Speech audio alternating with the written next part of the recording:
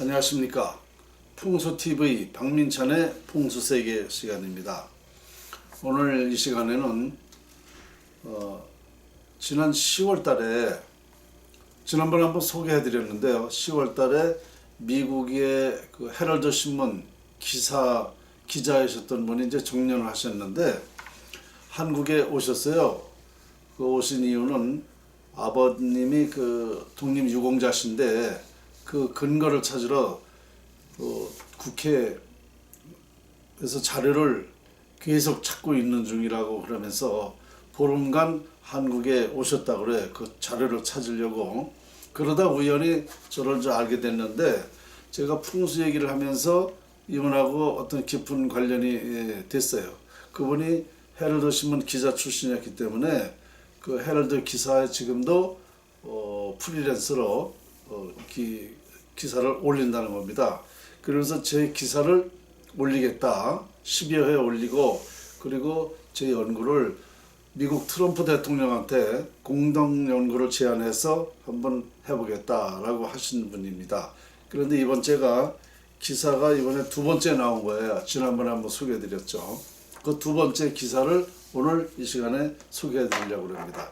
한번 들어보시죠.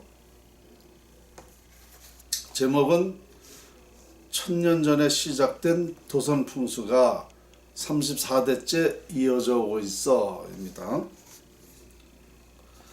국군의 성패를 우려하고 있으니 그는 도선 풍수 철학원장 박민찬 원장, 풍수 세계와 풍수 직원을 통해 도선 풍수 전파에 심혈 기울여 지금 한국 국은 기울어지는 이유. 그래서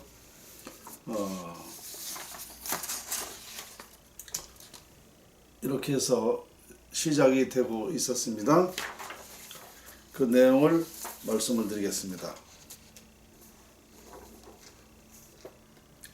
지난 10월 서울에 가서 선친의 독립운동 투쟁 자료 수집을 하러 매일 나가서 국회에 나가서 자료를 열심히 찾는 과정에서 뜻하지 않게 감기에 걸려서 목이 쉬어 대화가 어려졌는데 집사람이 아침에 해장국 등 콩나물이 들어있는 국 종류를 먹으라고 당부해서 다음날 아침 도남문 근처의 숙소를 나와 골목길을 나오는 분께 지금 아침 하는 곳이 있느냐고 물으니 골목 안쪽을 가리키며 저쪽에 전주식당이 있다고 알려줬다.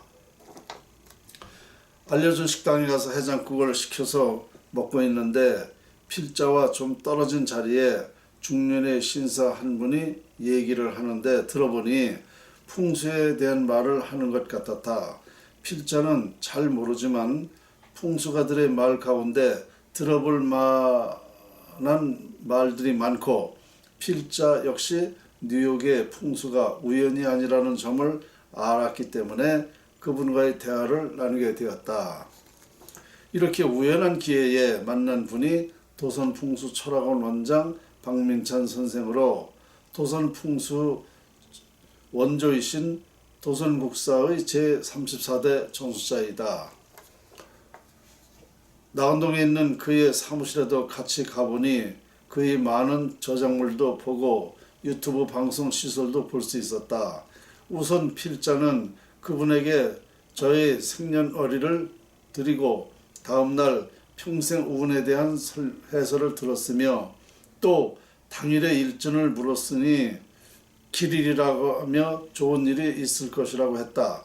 그분의 예언에 힘입어 국회 도서관에서 1930년대 매일신문 축소판을 훑어서 3건의 동맹휴학 관련 기사를 찾았다. 그러니까 이분이요, 아버지가 이제 독립유공자 독립투쟁을 하신 분인데 그 자료를 못 찾아가지고 저거를 정부에서 인정을 못 받은 거죠. 그래서 미국에서 일부러 나오신 거예요. 그걸 찾으러. 보름에 걸쳐서 찾아보려고 왔다가 저를 만난 지가 8일 만에 만났거든요. 그때까지 못 찾았던 거죠. 그러다 제가 이제 좋은 날이 됐으니까 아마 그 좋은 일이 있을 거라고 얘기를 해줬는데 진짜 그날 가서 그 어렵게 1930년도에 기사를 근거를 찾았다는 겁니다.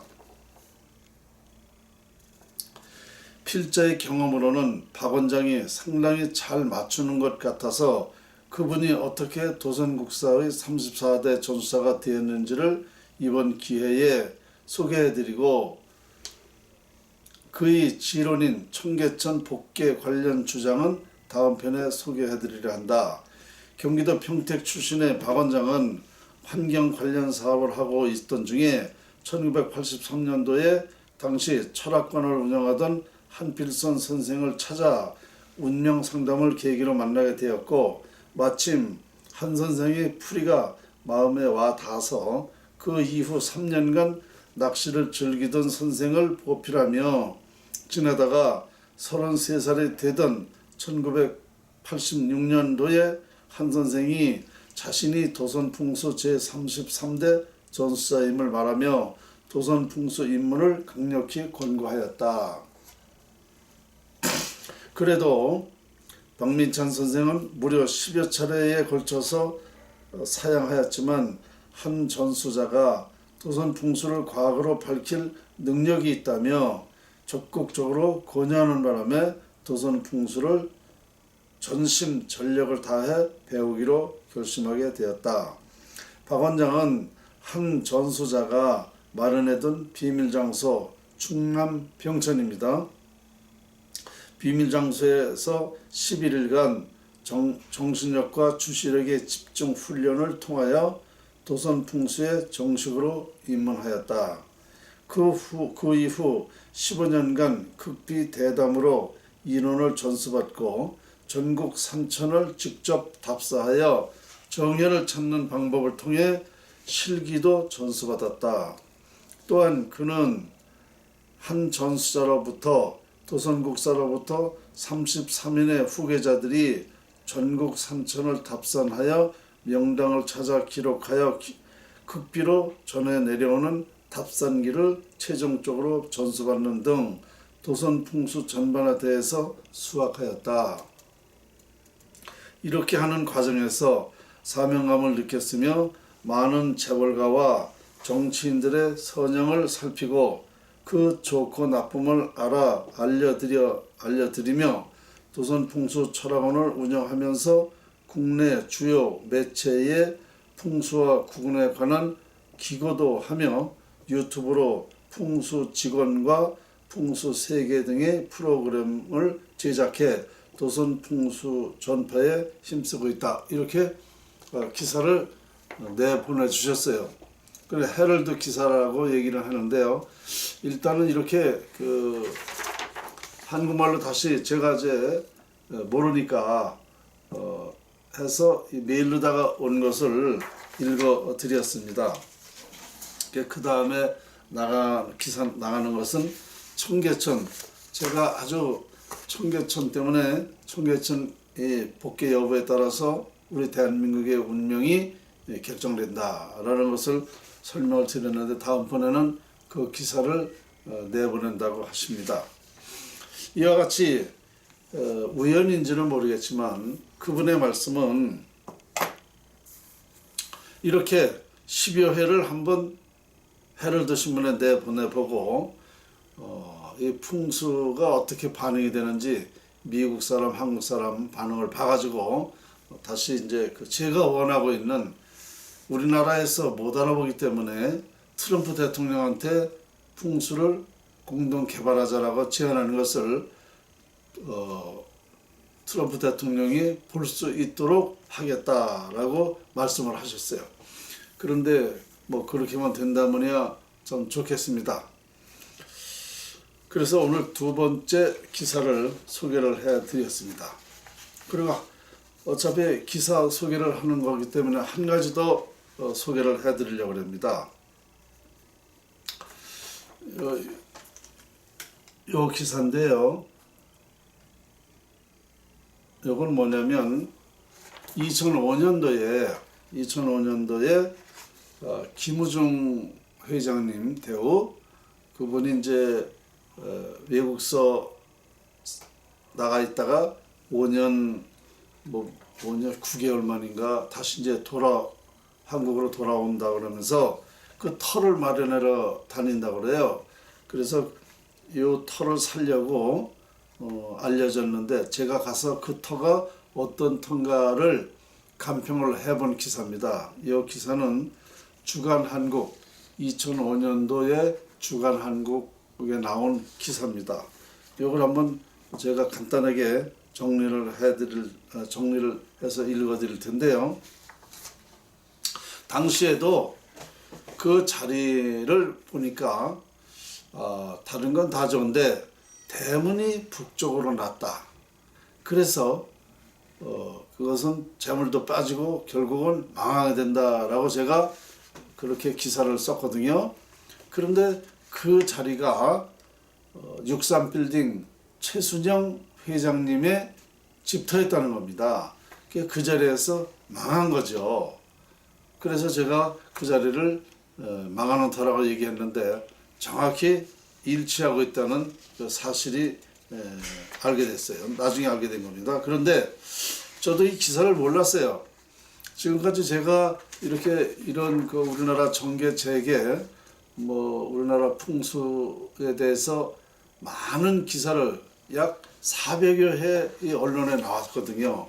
그러니까 다 기억을 못하는데 며칠 전에 그 이 기사를 쓴 기자가 주간한국 편집국장이었죠.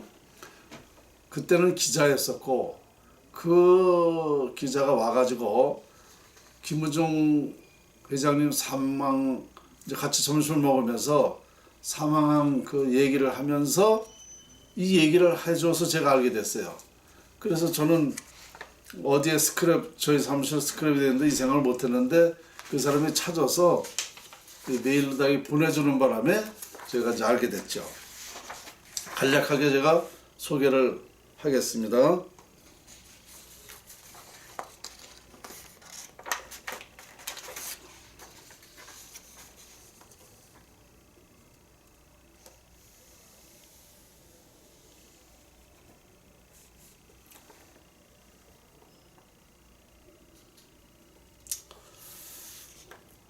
간단하게 읽어드리면 이렇습니다.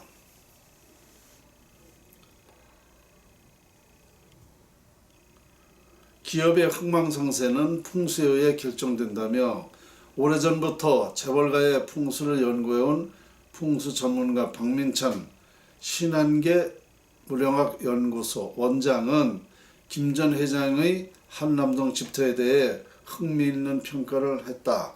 박 원장은 1999년 대우 사태를 전후해 대우에 관심을 갖게 됐고 김 전 회장 측 사람을 만나 풍수적인 조언을 한 적이 있다.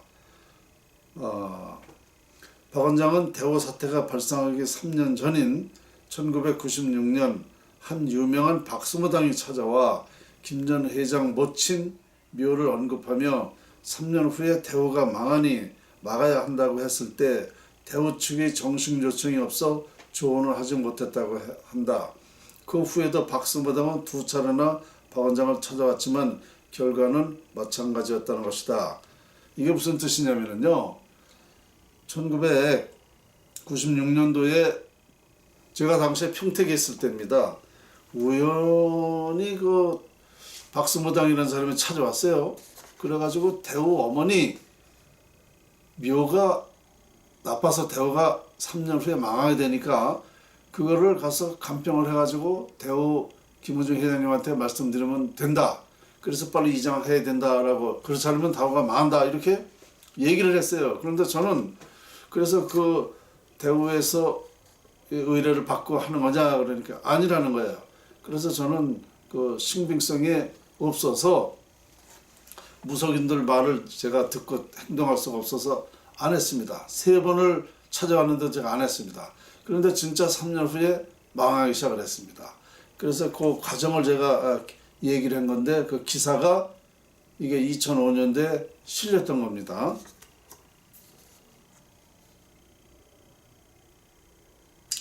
대우 사태가 발생한 뒤 이듬해 박 원장은 한 방송 관계자의 주선으로 김 전 회장이 딸인 선정 씨를 만나 그간의 사정과 교통사고로 사망한 장남의 묘지 및 화장 문제, 대우 몰락과 재기 등에 대해 조언을 해줬다고 한다. 그러니까 이제 그 후에 그 대우 김무정 회장님 따님을 만나서 점심을 먹으면서 그 과정을 얘기했어요. 앞으로 대우가 그렇게 되게 된다는 것을 얘기를 한 거죠. 왜냐하면 그러니까 대우 김 회장님이 망하게 되는 그 원인은 할머니 묘, 그러니까 어머니 묘를 잘못 써서 이 손주가 망한 거예요. 손자가 사망을 한 거예요. 교통사고로다가.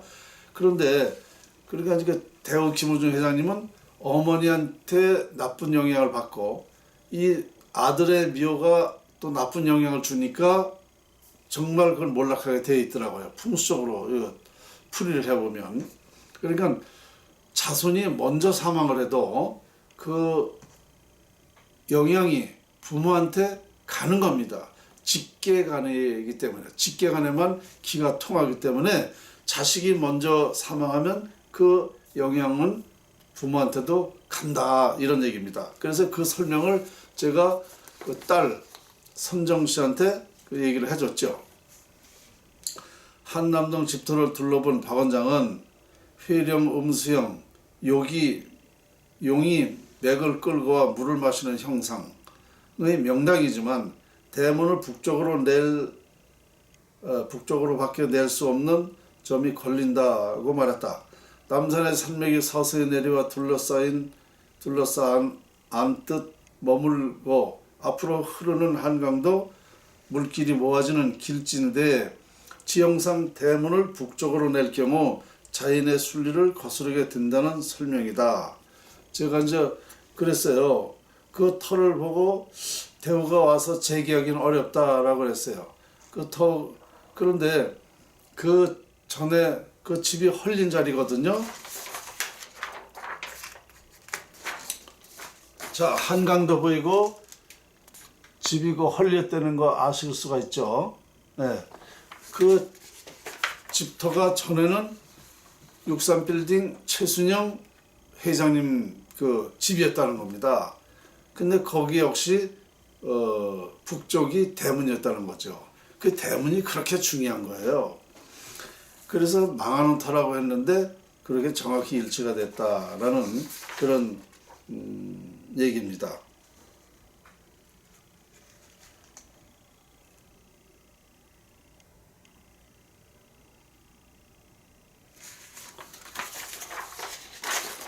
한 줄을 더 읽어드리면 그럴 경우 대우의 재계에 영향을 줄 수 있다는 게 박 원장의 견해다.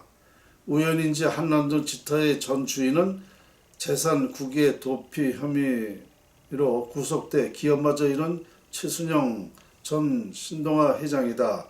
또한 왼쪽 집은 세텔루에 있는 H그룹 회장이 거처갖고 오른쪽 집은 얼마 전 재산과 사생활 문제로 화제에 올랐던 전직 대통령 아들의 소유인 것으로 확인됐다.